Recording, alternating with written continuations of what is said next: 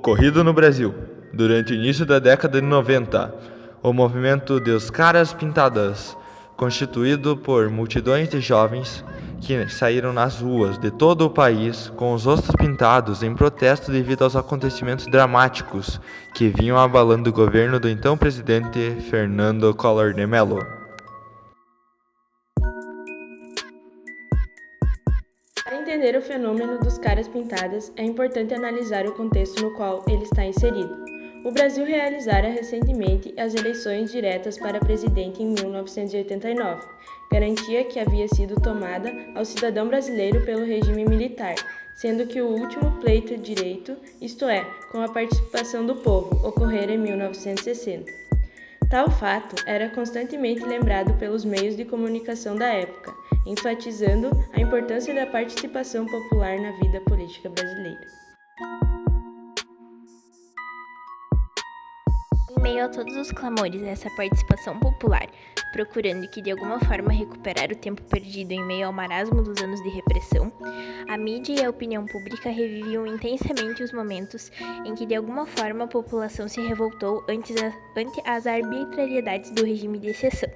E entre os grandes momentos de luta pela democracia no país estavam os protestos estudantis de final dos anos 60, onde jovens universitários de pouco mais de 18 anos de idade saíam às ruas para protestar abertamente contra o governo, demonstrando ter auto-organização, intelecto e politização, expressando ideias geralmente de esquerda, sendo que muitos perderam a vida, ou foram presos, ou relegados à clandestinidade, ou ainda perderam os direitos políticos e sociais. Entre essas lembranças, e por isso mesmo, a eleição de 1989 assumiu um significado importante na história do país. Dela resultou eleito Fernando Collor de Mello, com uma plataforma de combate à hiperinflação, moralização e caços corruptos, que ficaram popularmente conhecidos como Marajás, termo bradado à exaustão por Collor e seus apoiantes.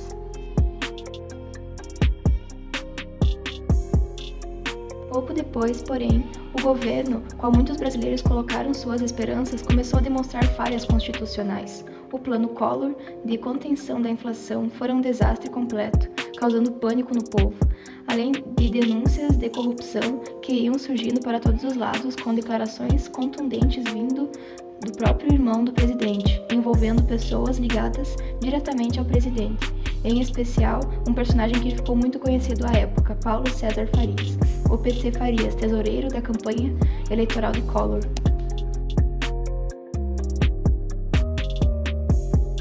O apoio político e popular ao governo ia encolhendo a olhos vistos em 1922, até que então o presidente resolve reagir e conclamar a população a sair às ruas e manifestar seu apoio ao governo, e, em última instância, ao país, fazendo isso de modo extensivo, utilizando uma camiseta ou qualquer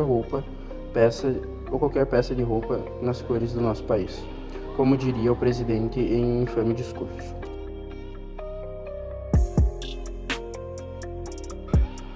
A imagem dos estudantes rebeldes protestando e desafiando faz a cabeça do imaginário popular no momento.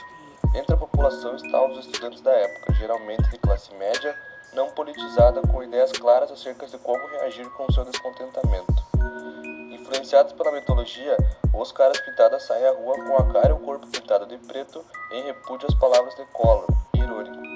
A imprensa iria impor esse termo caras pintadas e ficou marcado na história, tornando-os ícones do descontentamento popular da época. O movimento assumiu um tom de humor e ironia, diferenciando de alguns de épocas passadas como do período militar.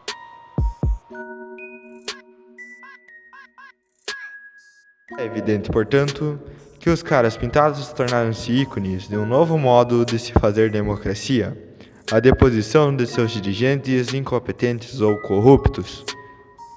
Brasil acima de tudo, Deus acima de todos.